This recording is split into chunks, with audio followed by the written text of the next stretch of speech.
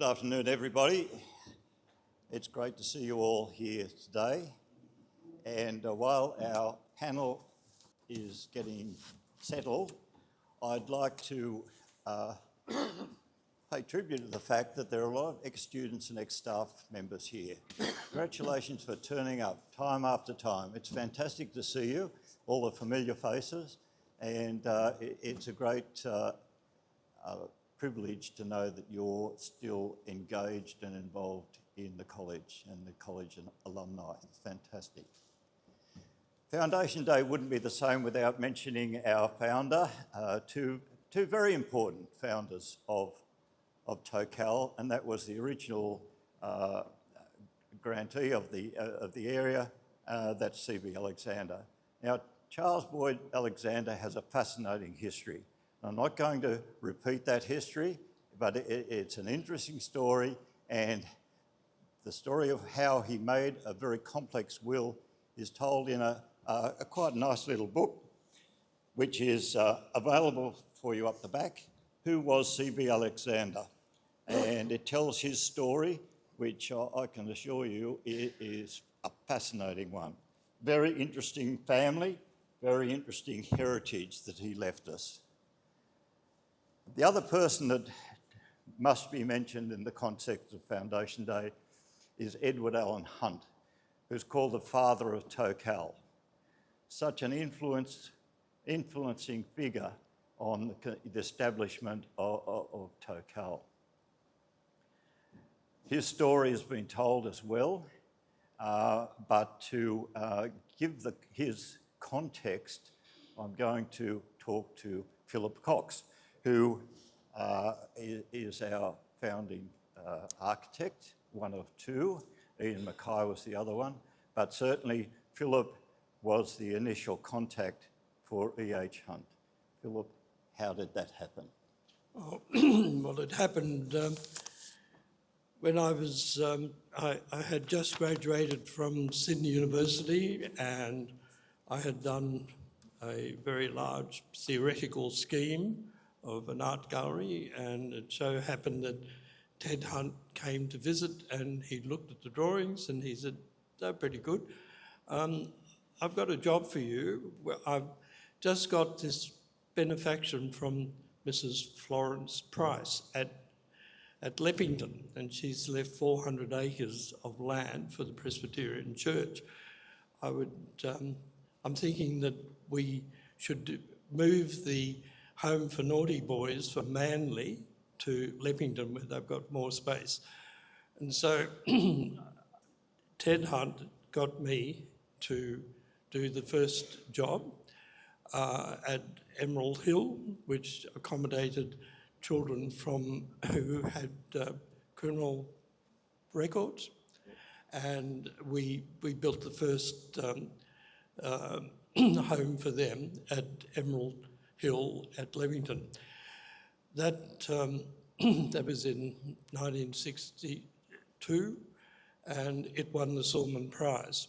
So it was quite extraordinary that I was 23 years old and winning the Silman Prize was quite an event.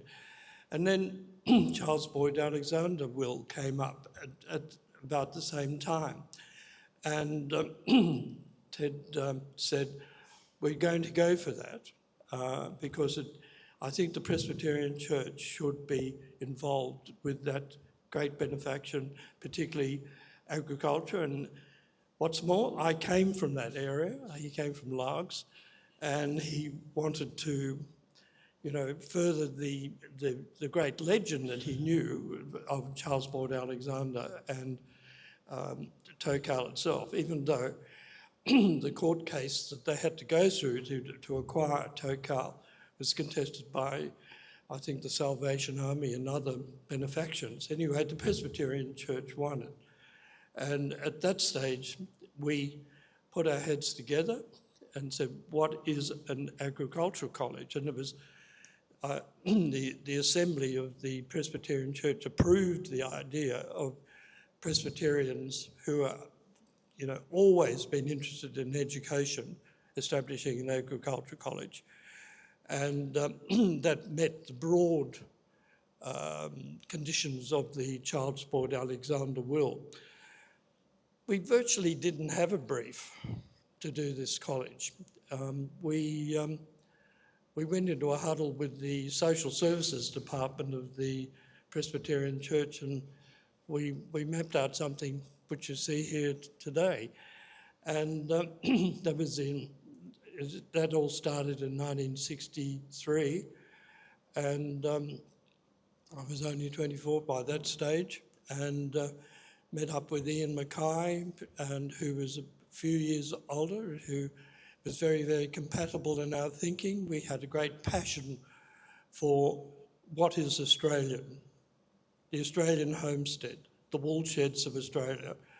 And at that stage I was embarking on a book, Rude Timber Buildings in Australia, with Professor Freeland, which explored the early structures of rural Australia and how we thought that they were really the cathedrals of Australian architecture.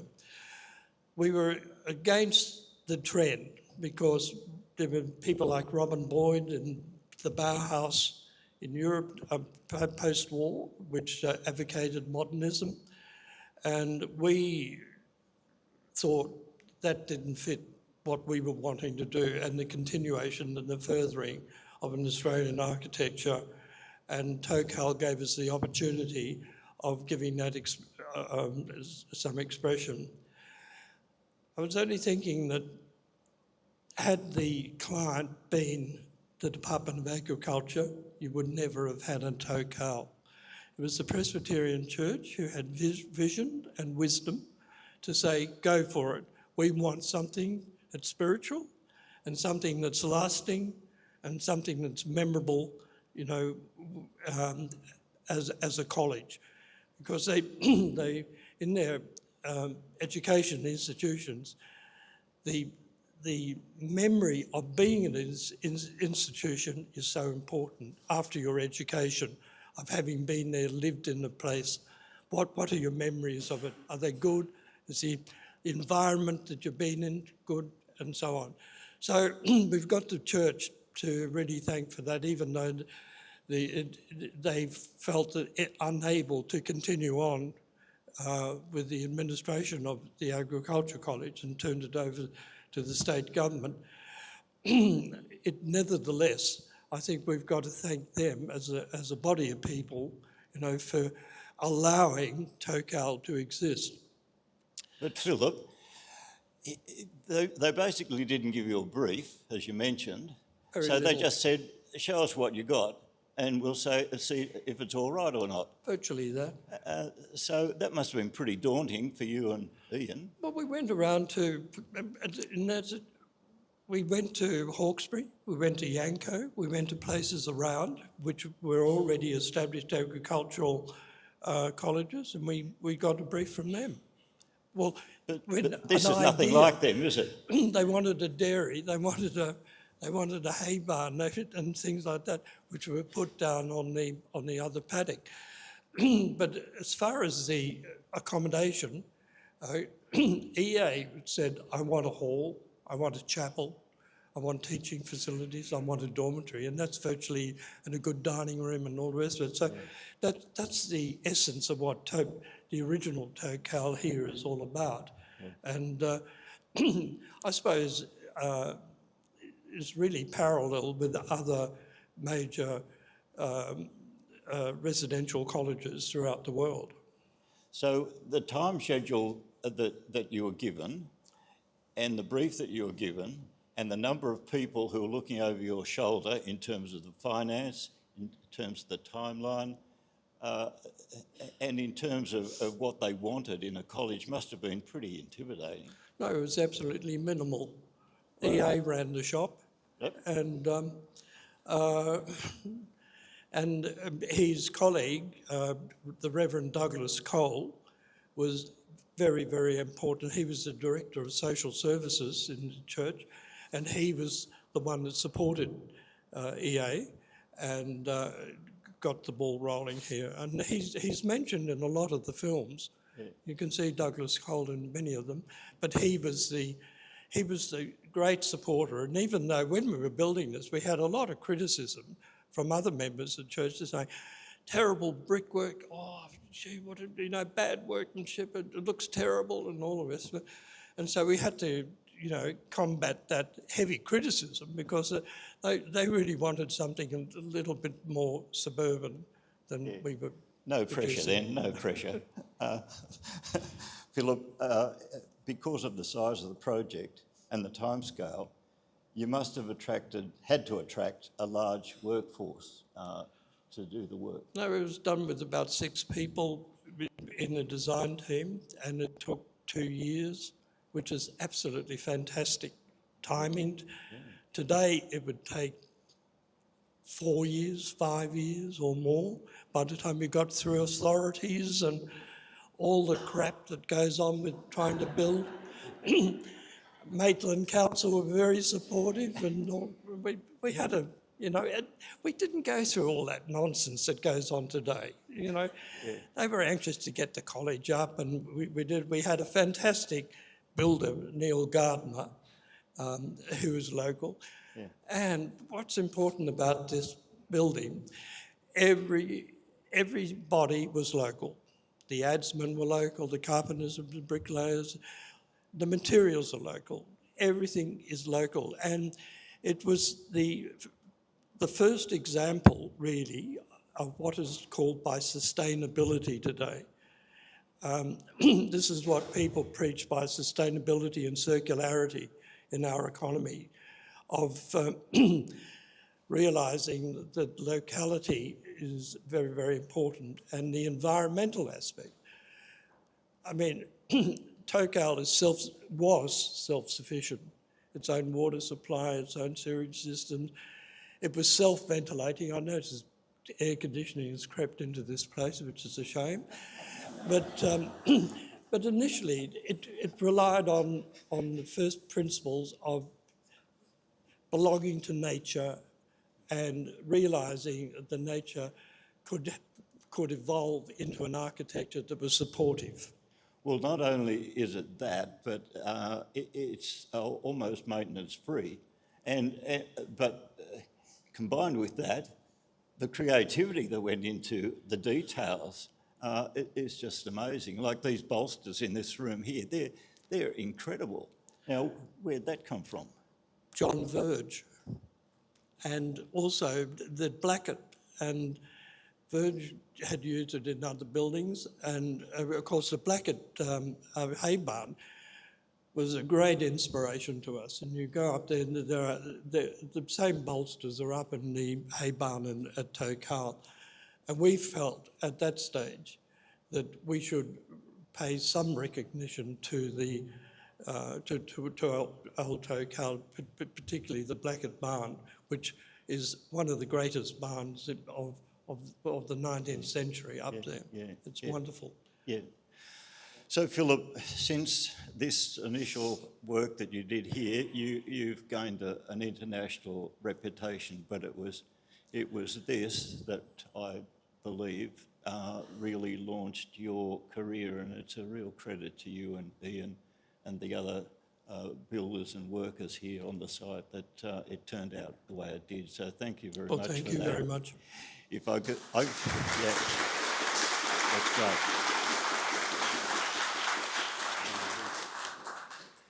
Now, Ray Muddle is our next interview, and Ray was on the first field staff member appointed to the college. So he came here in 1965, and if I'm right, a lot of us can remember the 1965 drought. So here's Ray working on his parents' farm just near Gresford, and he had a little hay raking business, and all of a sudden the work dries up on the farm. What happens then to Ray? Yeah, I hope I'm coming through okay. Before I go on to there, before I forget, Philip, it's interesting, only probably about 12 months ago, I had a part-time brickie come and do a small job closing off a doorway at my home. And we got chatting and about what he does. He's sort of semi-retired. And it come around somehow or other to the college. And he said, I was one of the very first ones, he said, early out of my apprenticeship, up there working with, on the college, building the college. And he said, you know what? He said, I had a hard job. He said, knocking off all the edges off those bricks. He said it went against everything that I was trained and taught to do, that you didn't do that. He said, here we were having to knock the edges off all the bricks. So I just wanted to mention that. Yeah, that was quite funny, I thought. Dave, I guess what is normally a curse for dairy farmers, and that is droughts. Working for my parents, they took me out of school and onto a larger dairy farm that they had, and so I was working there, and then we hit the drought. And my mother actually saw an advert in the local newspaper looking for somebody to work at the new college at Tocal. And I guess what went through my mind at that point was, oh my goodness, Tocal, where's Tocal? What's this? Oh, it's that big building down there that's emerging out of the landscape that looks weird and it's unusual, and we don't know really what they're going to be doing there. And here I was finding myself turning up at this building or this site and this location after having been successful in selection to be the first field staff member at the college. And there'd been a lot of talk, Philip, going on around in the community prior to that about this strange building, and the road was very gravel. There was not too many people used to travel this road at the time. But of course it was so unusual. And it took, I think, community in those days a lot of time to actually accept it and integrate it into their sort of mind that, yes, this is something to be admired or accepted at least. And so when I turned up here on the first day, it was in sort of various states of repair and disrepair, and that's what it looked like at least. But however, it was, sort of still under construction, many of the buildings. The first day I started here was the first day of the first 15 students that started here. And so the dairy, I started on the dairy farm, and I think there was only the principal, Colin Ford, here at the time. There was the deputy principal, George McFarland, and there was Bruce Urquhart, who was the beef manager, and there was Rod Bate, who was the dairy manager. And so I can't even remember who greeted me, coming from having worked on my parents' property and never ever, being employed and working under somebody else. It was rather I was a little bit nervous turning up, not knowing what to expect. I can't even remember who greeted me. It was probably Rod that greeted me, and whoever it was, they helped me feel comfortable about being here. And it wasn't too long before they started outlining to me what it is that they required of me. In those early days, the dairy was still under construction. The property was small. We only had what they call pether bridges, and there was all these cattle that were at the point of calving that was ready to be milkers for when the dairy was finished and we could start to operate as a dairy. And those cattle were calving. I don't know, I can't even remember how many there were, probably 80 or 100 of them, I don't know, maybe not that many, but there was a heck of a lot of them, and they were all in one big paddock and they were calving. And I can still remember one of my most challenging tasks were to draft them out as they calved, and every couple of days then it'd be 4 or 5 of them that would be ready to be milked. And so I would draft them out and drive them down the road towards Patterson, across that Patterson Bridge, and then across and down into the property opposite, across the river Dunanald.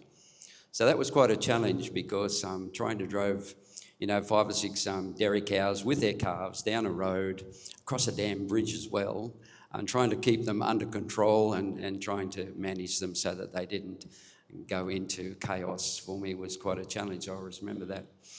But so that was an ongoing operation in those early days. And So Ray, where did the students fit in with you? yeah, Or thanks, where did Dave. you fit in with the students? Yeah, I was just coming to that just now, because the rest of my task then was pretty much general maintenance around the small amount of land that we had in that time.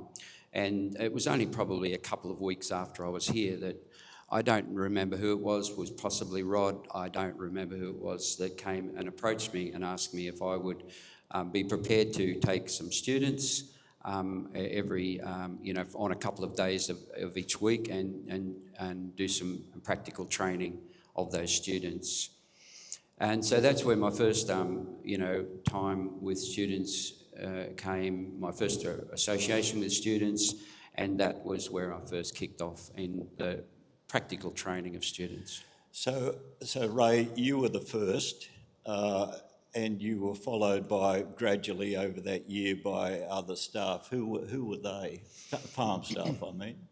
Yeah, I think there was when they kicked off the dairy and we got all the animals back from over at Dunanold. Then I was partly involved in milking. However, the college had employed a guy called Peter Harrison. So Peter Harrison came on board probably, I'm not sure how long it was after I'd arrived. I arrived on the 1st of March in 65, the same day as the first 15 students. I'm not sure, it was probably, 3 months or so after I arrived that we kicked off the dairy, and Peter Harrison was there employed as the full-time person to milk the cows. Okay. Do you remember on the beef section who came there first? From my memory, Dave, the beef section was stalled for a little while in employing field staff because there was debates over the property west of the railway line, and so we didn't have use of that land across there. There was something to do with the will or something like that, the estate. You've caught me a bit off guard. Who was the very, very first field staff member? I think a guy called Jack Galvin was the very, very first field staff member that was employed. He was here for a long time, wasn't he? Yeah, and Jack was here for a very long time until he eventually retired, yes. Okay, Ray, the drought's over. Back to the farm? Yeah, the drought's over. Oh, my goodness, yes. I don't know whether anyone's ever worked for their parents and their old man or not, but I don't know whether it was Rod or whether it was everybody else here at this college, but that was much more attractive to continue working for than it was to go back home. When it was time for my parents to say, "Hey, the drought's over, we need you back here now," I was in a bit of a dilemma, but I had to be guided by how it felt at home compared to how it felt here, and I chose here. Yeah. So you were hooked. I was hooked. Yeah, that's right. And you were hooked for a long time. I was hooked for 28 years. I worked here for a bit over 28 years actually, and I retired out of here in 2002. I think it was around about the August of 2002 I retired, and went on to another career path, which I'm still in. Yeah. Thanks, Ray. That's great. Great insight.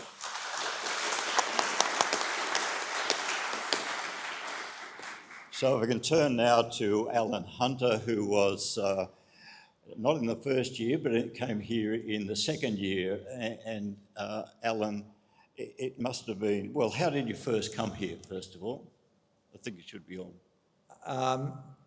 I think it's so long ago, I'm not too sure I've got it exactly right, but as I recall, I have a lot of empathy from where Ray's come from when he's working for his father. I was working in 65 for my father, and we had a horrid year. Drought, lambings were just non-existent, and also because we're out in the west. And I think it was my father that found the advertisement or the notice in the paper in the Land, or one of the rural papers that Tocal was starting. And we came across and had an interview with Cole Ford, and he and Dad got on pretty well. and it was, I don't think it was anything miraculous about that. It was what we did with it when we got it. And I think Ray's just pointed to us the value of believing in yourself and being true to yourself. You know, you've got to be honest. And some things work and some things don't. And you've got to call it out when it's not.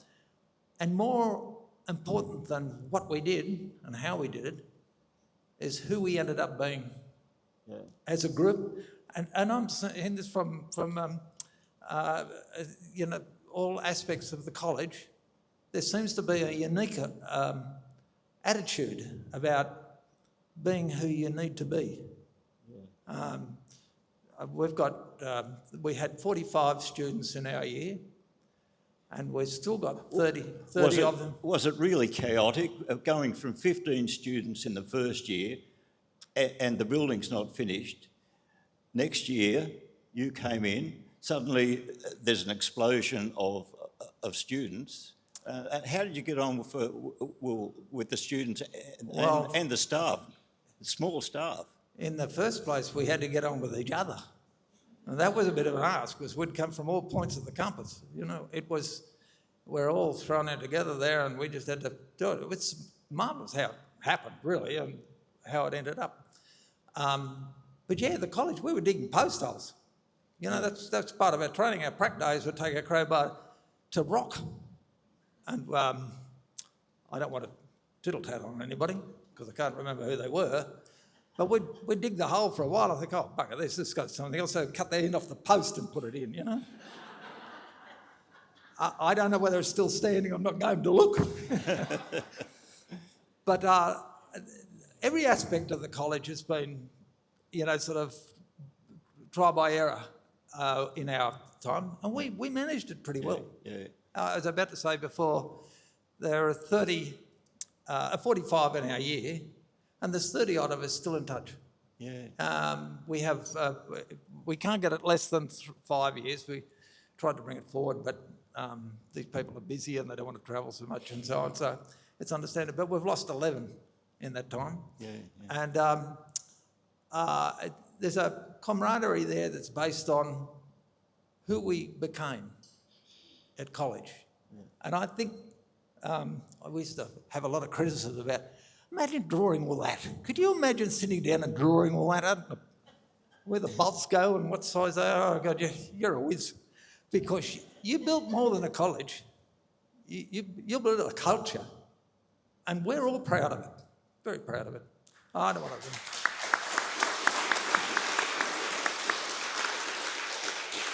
Well, I think it's worth mentioning at this stage that the people who must have had a great influence on you were George McFarlane and Bruce Urquhart and the other small staff that were recruited. And I'd like to thank you, Alan, for that insight into how you were encultured into a certain way of life. And I'd like to ask John Drinan, who came here. Well, John was a principal here for 6 years, from 1981 to 1987. But John, you first came in 1967 as a lecturer. How did that happen? 68 it was. 68, was it? Right. How did that happen? Yes, how did that happen? Before I tell you that, can I just go back to E.A. Hunt for a moment? Yeah. When I came here in 68, he was the omnipresent Mr. Hunt, or EA, always. He was always in the background. And for those of you who don't know, he's still here, because his ashes are in the wall of the chapel over there. It's worth remembering. The father of Tocal. Father of Tocal. And the other thing I would want to say about EA is that I've thought of him many, many times down my career, because when I became principal in 81, one of the first things I did was to go to Sydney and visit him in his office down by Circular Quay. And we had a good chat, and in the process of that chat, he made the comment to me. He said, just remember that you can achieve anything you want in this life if you're prepared to give the credit to someone else. And that's always stuck with me right through my life, because I believe it's absolutely true. Because we are always, always dependent on other people. But going back to how did I get to be here, well, it came about that Bob and Jean Freer were very good friends of mine, and Bob was the beef cattle officer here in Maitland, and I had an invitation to dinner with them one night, and Bob and Jean had also invited Pat and Bruce Urquhart, and we had a lovely evening together and chatted about all sorts of things, and I'd recently come from Trangie Agricultural Research Station and back to my family's farm here at Glendon Brook. Anyway, a few days, or maybe it might have been a week or two afterwards, I got this strange phone call one day from a fellow called George McFarlane. And he said, Bruce was talking to me about you, and he said, I wonder if you'd like to come over and have a chat. So I said, oh, well, that'd be very nice, thank you very much. Yes, I'll come over and have a chat. So anyway, for those of you who remember George, he was a very, very quiet, gentle man. And we had this very nice chat. And at the end of it, well, that was obviously the end of the chat. It was time to go. So I said good, sort of said again, goodbyes. And I said, and he said, well, I'll see you on Monday. And I turned around and said, does that mean I have a job? Oh, yes, you've got a job. That was my first meeting of George. Yeah. Well, during your time here in those early years, I've heard that the college was a very tight-knit and close community. How did you observe that? Look, it really was. It was a wonderful community. And the time that I spent here was a very, very happy time. I used to come over for 2 days a week, stay 2 nights, 2 days work. The thing that always struck me was how well the team worked, because it was a very dedicated group of George McFarlane, Bruce Urquhart, Dave Wilson, Rod Bate, Max Bolte. His name hasn't come up yet. Max was a lecturer in agronomy. And everyone seemed to get on so well together, and they're absolutely dedicated to making sure that this experiment worked. This new college was actually going to go. One of the things I'm really pleased to see today, up there, halfway up the row, up the aisle, the McFarlane children. I think the Urquhart children are there somewhere or other too, and the Wilson children.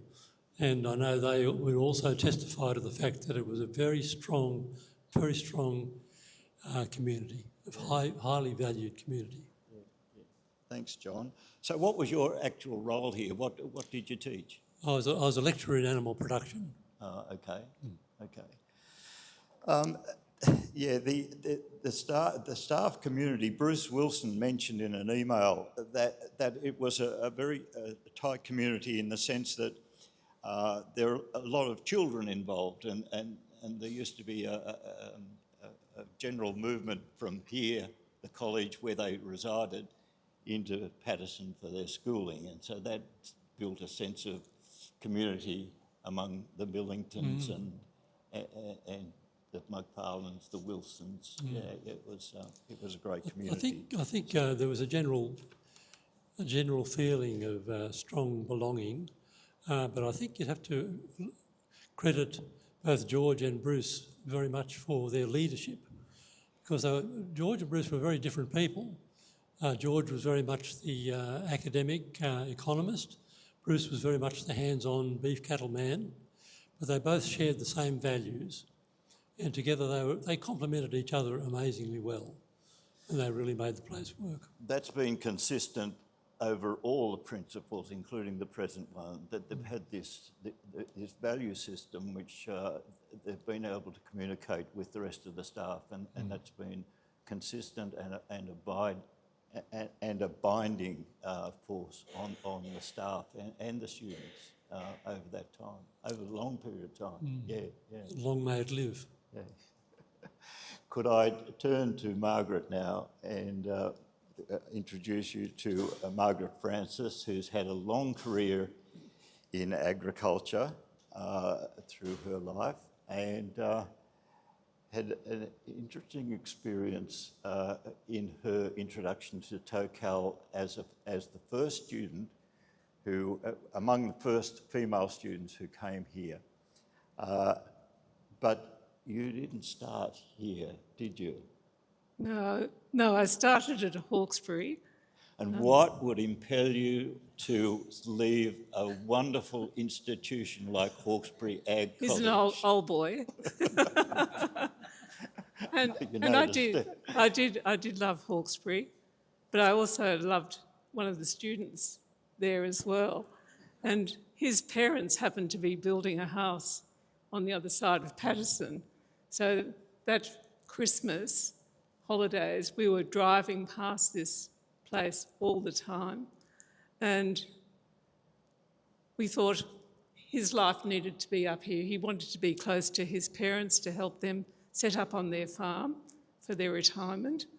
And I thought this is a really good place to be as well. So I brought my horse to the farm and brought myself here to the college, who, George very nicely said I could come and come in as a second-year student, which was yes, because you had fabulous. that wonderful start at Hawkesbury. You were able to go straight into second year That's as right. the only female in second year. That's right. How was that? Did the students treat you as a curiosity or an object of, bewilderment? It's interesting because I went to an all-girls school, so I hadn't had that, but been primary school since I'd been co-educational. And at Hawkesbury it was a little bit different. There were some people there who were very traditional. It had been a male institution since 1892. And coming here, this was fresh, new start. It's interesting that girls, I'll tell the female students that are here now, that girls weren't allowed to go into the tertiary education. There was a lot of male institutions that were. And suddenly in 1970, the Department of Education announced that all tertiary education was going to be open to females. And I think there were a lot of people who threw up their hands and said, that's not going to work. But it certainly has. And I look at the number of female students that are here at Tocal now, and my experience through time, getting to know a lot of women in agriculture with the committees and boards that I've been on, has been just phenomenal. And they add something special to how farming is done. When you first came here, there wasn't a lot of accommodation for females in None. every sense of the word. Yeah. Yes, Physical accommodation, facilities for you. Yes, we had the little room at the back of the chapel where the priest put his clothes on, and there was 6 seats, and we were sort of shoulder to shoulder, much closer than this. It's very small. It is. Yeah. And we had the library and we had the common room, but that was all we were allowed to participate in. Yeah. Okay, that's great. So, Margaret, how would you describe the Tocal advantage for you? I'm just so pleased that I came here. Had all Kevin's lecture notes, and for the first 10 years, what he'd learnt there and then what I'd learnt here, we were able to amalgamate and put into practice for the diversified property that we were managing. And it was, as time goes by, you've got to keep doing more and more courses. You never stop learning. And, Tocal offered a lot of that. And it also broadened the practical side of what was needed. I had to teach Kevin how to put up a fence. He hadn't done any fencing at all before that, so I was the instructor for that because I learnt that here. Well, thank you very much for that, Margaret. John, do Pleasure. you want to say something?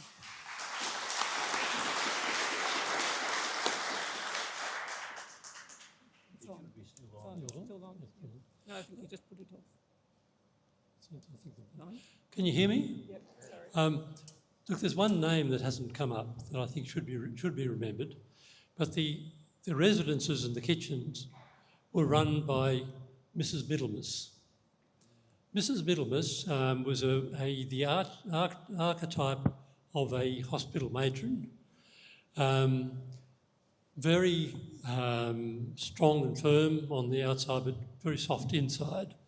And a really, I call it the redoubtable Mrs. Middleness. She was a character in her own right, Ray, wasn't she? She had the responsibility of looking after everybody in the halls and in the kitchens. And I must tell a little story about her, just to give you an example of what sort of person she was. In about 1968 or 69, she decided to take herself off to China. China at that stage was still being run by Mao Zedong and the Red Guards, and she took herself off with a group over there. And on the last night before she left, she got herself into big trouble because she'd thrown Mao's little red book in the bin.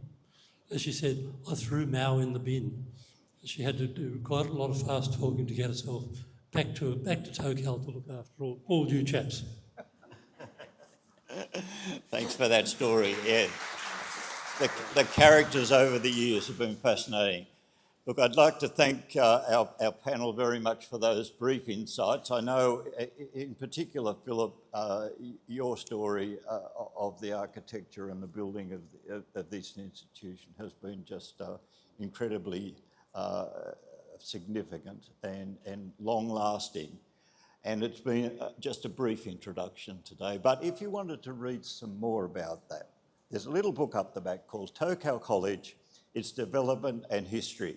You can get a copy of that, and that explains the context that Philip was working in and the background to the building of the college. So I'd recommend that to you as well.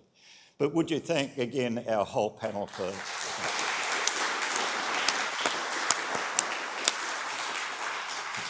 Thank you very much.